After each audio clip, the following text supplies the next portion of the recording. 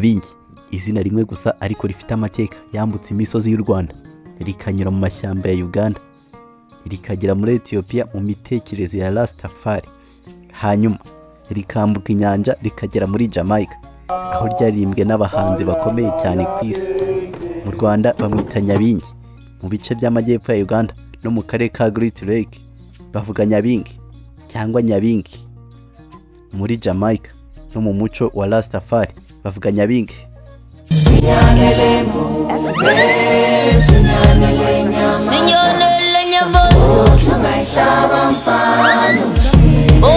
Nyabingi yarinde. Ese yari umugore wabayeho kuko mu misozi yo mu majyaruguru y'u Rwanda? Ese yari umwamikazi, umuhanuzi cyangwa umwuka abantu bemeraga? Ubundi se ni gute izina ryatangiriye hagati y'ibirunga bya Virunga n'ibiyaga bya Great Lakes rikagera mu ndirimbo za Bob Marley? Ni gute inkuru yavukiye muri Afurika y'Iburasirazuba yaje guhinduka imwe mu nkingi z'umuco wa Rastafari uha icyubahiro Ethiopia ndetse n'umwami Haile Selassie? Muri iki cyegeranyo tugiye gutandukanya imigani n'ukuri kw'amateka. Tugiye gusubira inyuma imyaka magana, twinjire mu Rwanda rwa kera, mu bwami bwo mu majyaruguru, mu mateka ya Ndorwa ndetse na Mpororo.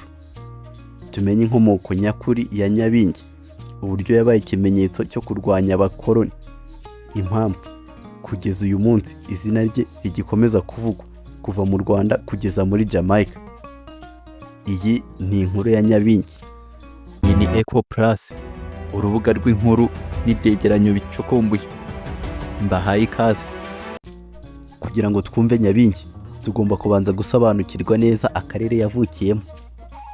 Mu kinyejana cya 17 ndetse n'icya 18, akarere k'ibiyaga bigari bya Afurika cyangwa Great Lake Region kari kagizwe n'ubwami bwinshi bwari bukomeye, harimo ubwami bw'u Rwanda, ubwami bwa Buganda, Bunyoro, Ankole, Karagwe ndetse na Mpororo. Mu majyaruguru y'u Rwanda rw'ubu no mu majyepfo ya Uganda y'ubu niho hari akarere kari kazwi cyane ku izina rya Ndorwa. Aka karere kari hafi y'ibirunga bya Virunga, ibiyaga bya Burera ndetse na Ruhondo, ndetse n'igice cya Bufumbira kiri muri Uganda y'ubu. Aha niho amateka menshi n'imigani myinshi y'inkomoko ya Nyabingi bitangirira.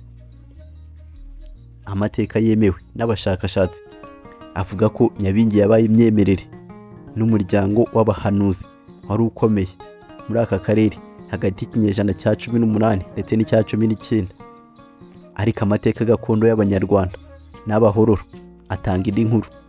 Iyo nkuru ivuga ko habayeho umugore wari uzwiho ubwenge n'ubushobozi budasanzwe witwaga Nyabingi. Bavuga ko yari atuye mu gace ka Ndorwa hafi y'ibirunga byo mu majyaruguru y'u Rwanda rw'ubu. Mu migani imwe Nyabingi avugwa nk'umwamikazi, mu yindi migani akavugwa nk'umuhanuzi. Hari n'ivuga ko nyuma y'urupfu rwe abaturage bakomeje kwizera ko umwuka we wakomeje kuvugira mu buhanuzi bw'abagore. Icyakora nta nyandiko yanditswe muri icyo gihe irabasha kwemeza ayo makuru yose uko yakabaye. Cy'abashakashatsi benshi bahurizaho nuko hagati y'imyaka 1700 n'1800 izina rya Nyabingi ryari rimaze kuba ikimenyetso gikomeye cy'ubuhanuzi, ubuyobozi n'imbaraga za politiki mu karere ka Ndorwa, Bufumbira ndetse na Mpororo. Mu buryo budasanzwe ijambo rya Nyabingi ryubahwaga cyane ku buryo rimwe na rimwe abatware n'abami bo muri ako karere babanzaga kugisha inama abahanuzi ba Nyabingi mbere yo gufata ibyemezo bikomeye. Ibi byatumye imyemerere ya Nyabingi ibimwe mu mbaraga zikomeye zari zibangikanye n'ubutegetsi bw'abami bo muri ako karere. Muri icyo gihe ubwami bw'u Rwanda bwari bugenda bwaguka buyobowe n'abami batandukanye.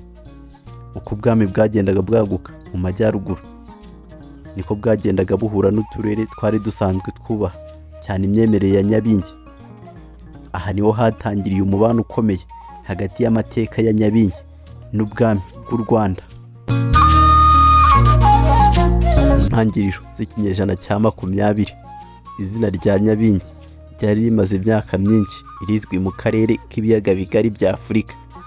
Ariko icyo gihe hari ikindi kintu cyari kiri kuba ku rundi ruhande rw'isi, mu birwa bya Jamaica.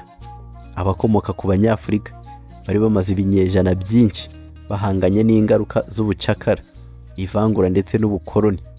Benshi muri bo batangiraga gushaka uburyo bwo kongera guhuza umwirondoro wabo na Afurika.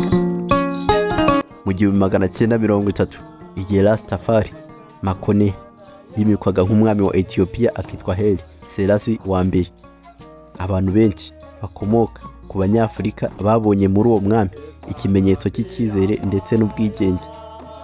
Ni muri icyo gihe havutse umuryango wa Rastafari. Abatangije Rastafari bakomeje gushakisha amateka n'ibimenyetso byose byerekanaga imbaraga, ubwigenge n'ishema bya Afurika. Mu bushakashatsi bwabo baje kumva inkuru z'imiryango ya Nyabingi yo muri Afurika y'Iburasirazuba. Bumvishe inkuru z'abaturage bo mu Rwanda, Uganda no mu bice bya Kongo. Bari bafite imyemerere yari yarabaye ikimenyetso cyo kurwanya igitugu. Bumvishe kandi ko izina rya Nyabingi ryari rifitanye isano n'ubuyobozi bw'umugore, ubuhanuzi no kurengera rubanda. Ayo mateka yarabashimishije cyane, nuko abarasta batangira gufata Nyabingi nk'ikimenyetso cy'umwuka wo kwibohora no kurwanya akarengane. Ni ngombwa kumva ko abarasta badasenga Nyabingi nk'Imana, ahubwo bamufata nk'ikimenyetso gikomeye cy'amateka ya Afurika no kurwanya ubutegetsi bw'igitugu. Niyo mpamvu kugeza n'uyu munsi mu muco wa Rastafari habaho ibirori n'amasengesho bita Nyabingi gatherings. Muri ayo materaniro abarasta bateranira hamwe bakaririmba, bagasenga, bagakubita ingoma za Nyabingi ndetse bakibuka amateka ya Afurika. Ku barasta benshi Nyabingi ni ikimenyetso cy'ubwisanzure, ukuri ndetse n'imbaraga z'umuco nyafurika. Reka noneho turebere hamwe isano ya Nyabingi ndetse na Haile Selassie. Nubwo Nyabingi adakomoka muri Ethiopia, amateka ye yaje guhuzwa cyane na Ethiopia binyuze muri Rastafari. Ku barasta, Ethiopia ni igihugu cyera, ni igihugu babonamo inkomoko y'ishema ry'abanyafurika. Ni igihugu cyashoboye kugumana ubwigenge bwacyo igihe ibihugu byinshi bya Afurika byari byarakolonijwe. Mu maso y'abarasta, Haile Selassie yari ikimenyetso cy'ubwami bwa Afurika bwari bugikomeye. Nyabingi na Haile Selassie bahuriye ku gitekerezo kimwe. Bombi bahindutse ibimenyetso by'ubwigenge bwa Afurika. Haile Selassie yabaye ikimenyetso cya Ethiopia yigenga. Nyabingi aba ikimenyetso cy'umwuka wo kurwanya akarengane no kwibohora. Niyo mpamvu ayo mazina yombi akunze kuvugwa hamwe mu nyigisho za Rastafari. Mu myaka y'1960 n'1970 umuziki wa reggae watangiye gukwira isi yose. Umwe mu bawugize ikimenyetso cy'isi yose ni Bob Marley. Bob Marley yari umurasta ukomeye kandi yitabiraga ibikorwa byinshi bya Nyabingi. Yizera ko Afurika igomba kongera kwiyubaka no kwisanga. Yizera ko abakomoka ku banyafurika bagomba kwibuka amateka yabo.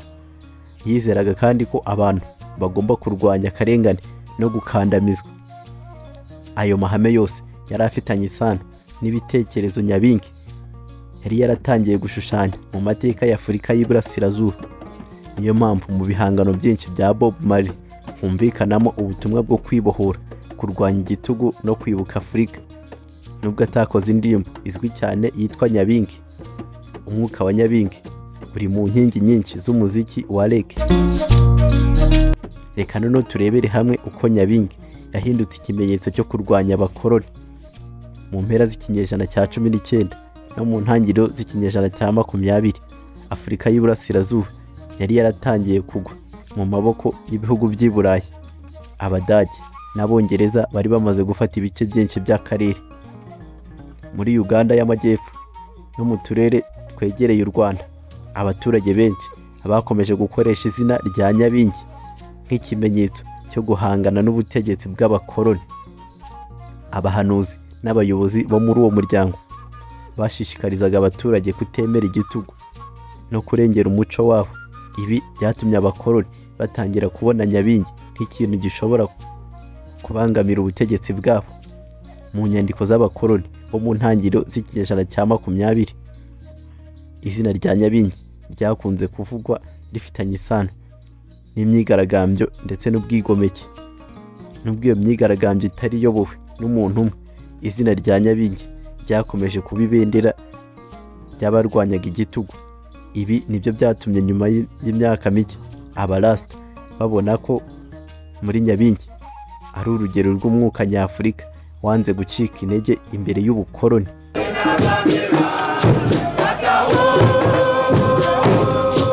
Iyo dusubije amaso inyuma tubona urugendo rudasanzwe.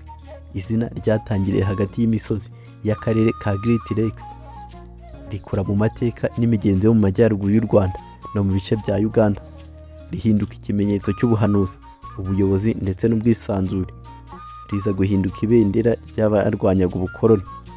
Nyuma yaho rikambuka inyanja rikagera muri Jamaica, aho ryakiriwe n'umuryango wa Rastafari, rihuzwa na Ethiopia ndetse na Haile Selassie, rikagera mu ndirimbo, mu ngoma no mu muco wa reggae wamamajwe na Bob Marley. Ariko ikibazo gikomeye gisigaye ni iki: niba koko Nyabingi hari ikimenyetso cyane muri aka karere, kuki amateka ye nyakuri akomeje kuba urujijo kugeza n'uyu munsi? Ese Nyabingi yari umuntu wabayeho koko, cyangwa yari umwuka n'imyemerere byahindutse umugani uruta abantu bose? Mu gice cya kabiri tuzacukumbura ibimenyetso by'amateka, imigani n'ubuhamya bw'abashakashatsi kugira ngo tumenye uwo Nyabingi ashobora kuba yari we koko. Ni naha dusoreje. Mwakoze cyane kubana natwe. Njye nari Fabrice, umuhungu wanyu nk'ibisanzwe, ukugezaho ubucukumbuzi bwihariye hano kuri Eco Plus, urubuga rw'inkuru n'ibyegeranyo bicukumbuye. Bye bye.